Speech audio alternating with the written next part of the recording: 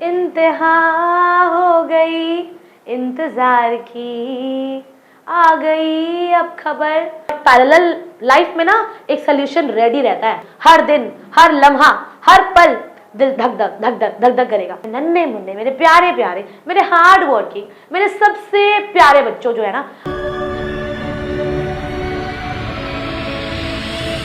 इंतहा हो गई इंतजार की, आ गई अब खबर आपके रिजल्ट्स की। आप सबको इंतजार है ना कब आएगा हमारे 10 ICSE और 12 ICSE का रिजल्ट।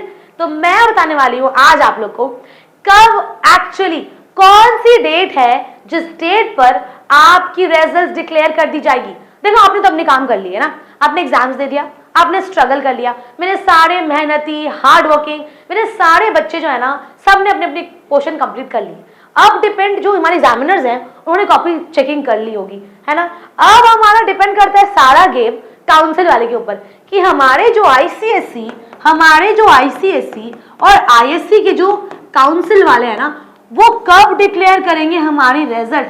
ये हमारा हो गया है बिग क्वेश्चन, राइट। बहुत बच्चों के मन में क्या है कि यार अच्छा हो कि रिजल्ट ही ना आए, कुछ ऐसा हो जाए कि रिजल्ट देखने को ही ना मिले, कुछ ऐसा हो जाए, है ना। बहुत बच्चों के दिमाग में चल रहा है ना ये कि मैंने इतनी खराब एग्जाम दी है ना कि रिजल्ट आ गया तो मुझे तो बैंड बजेगा, मेरा तो बैंड बजने वाला है, इतना खराब मैंने एग्जाम दिया है ना। कुछ बच्चे ऐसा सोच रहे हैं और कुछ बच्चे सोच रहे हैं इतना फाड़ के आया हूं ना मैं, रिजल्ट आने दो तब सबको गिन गिन के बताऊंगा।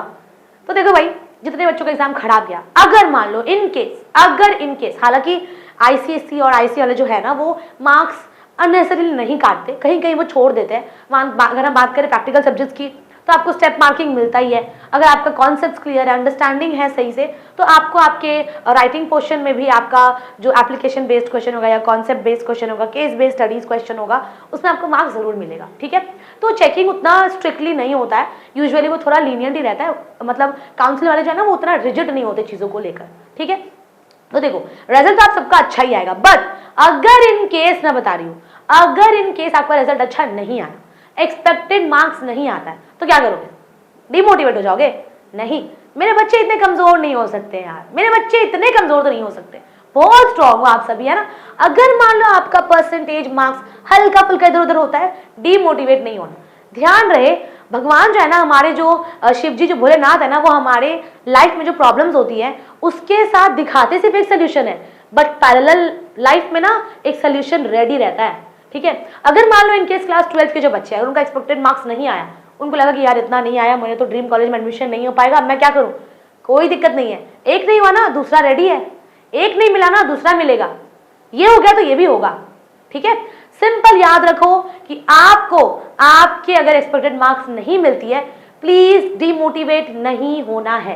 हालांकि नहीं मिलेगा आपको कम मार्क्स, ठीक है, अगर इन केस मिल जाता है तो बता रही हूं मैं, ठीक है। बट सबको स्ट्रांग रहना, रिजल्ट आएगी डरना मत, है ना। बहुत बच्चे क्या ना उनका हाथ पैर कांपने लगता है, रिजल्ट आ गया अब क्या करें भाई, आज आने वाला है रिजल्ट, 3 बजे रिजल्ट आने वाला है, बहुत डर लग रहा है। कुछ मत करो, बस भगवान से आगे प्रे करो, शिव जी को भोलेनाथ को बोलो कि भगवान हे भोलेनाथ हमारी रिजल्ट अच्छी दे देना, कुछ चमत्कार कर देना कि हमारी अगर कुछ ऊपर नीचे हुई होगी ना देख लेना प्लीज। और हाँ एक चीज और, सिर्फ अपने लिए प्रे मत करो, अपने साथ साथ अपनी बैचमेट, अपने क्लासमेट्स, सबके लिए प्रे करो। या ध्यान रहे कभी भी खुद के लिए प्रे नहीं करना है। क्या करना है, भगवान देखो मेरे आसपास जितने लोग हैं ना, सराउंडिंग्स में सबको खुश रखना, सबकी मार्क्स अच्छी देना, मेरी भी इंक्लूड कर देना उसमें, ठीक है। ऐसे मांगो भगवान जी से प्रेयर, ओके। अब आता है हमारा असली सवाल कि रिजल्ट आएगा कब। पिछले साल क्या हुआ था ना, पिछले साल रिजल्ट आया था लास्ट वीक ऑफ अप्रैल में, ठीक है। लास्ट वीक ऑफ अप्रैल में आया था हमारा पिछले साल का रिजल्ट। अब हम क्या एक्सपेक्ट कर सकते हैं, हम ये एक्सपेक्ट कर सकते हैं कि भैया हमारी जो इस बार की रिजल्ट है ना, शायद वापस से लास्ट वीक में आए या फिर शायद फर्स्ट वीक ऑफ अप्रैल में आ जाए, है ना। शायद कब आए, फर्स्ट वीक ऑफ मई में आ जाए, है ना। अब देखो आज हो गया 28, शायद रिजल्ट 30 अप्रैल को आएगी, 30 अप्रैल को आ सकती है, ठीक है। अगर इनकेस नहीं आता है तो रेडी रहना, फर्स्ट वीक ऑफ मई में हर दिन, हर लम्हा, हर पल दिल धक धक धक धक धक धक करेगा।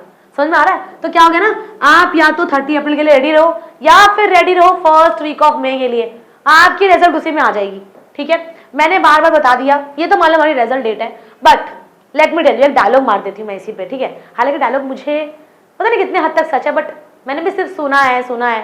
डायलॉग क्या बताए, one sheet of paper can not decide my future, ठीक है। एक पेपर में लिखा हुआ मार्क्स मेरा फ्यूचर डिसाइड करेगा?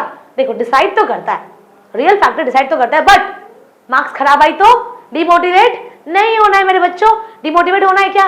नहीं होना। लाइफ में बहुत चीजें यार करने को, बहुत कुछ कर लेंगे हम, ठीक है। तो मेरे क्लास 10 और मेरे क्लास 12 के मेरे नन्हे मुन्ने, मेरे प्यारे प्यारे, मेरे हार्ड वर्किंग, मेरे सबसे प्यारे बच्चों जो है ना, आप लोगों का रिजल्ट आएगा 30 अप्रैल या फिर last week of first week of मई में, तो रेडी रहो। और हाँ, अगर आपने अगर मेरी लाइव क्लास अटेंड करके अगर आपने इंग्लिश एग्जाम देने अगर आप गए थे, तो मेक श्योर कि आप सब अपनी अपनी रिजल्ट मुझे व्हाट्सअप करोगे।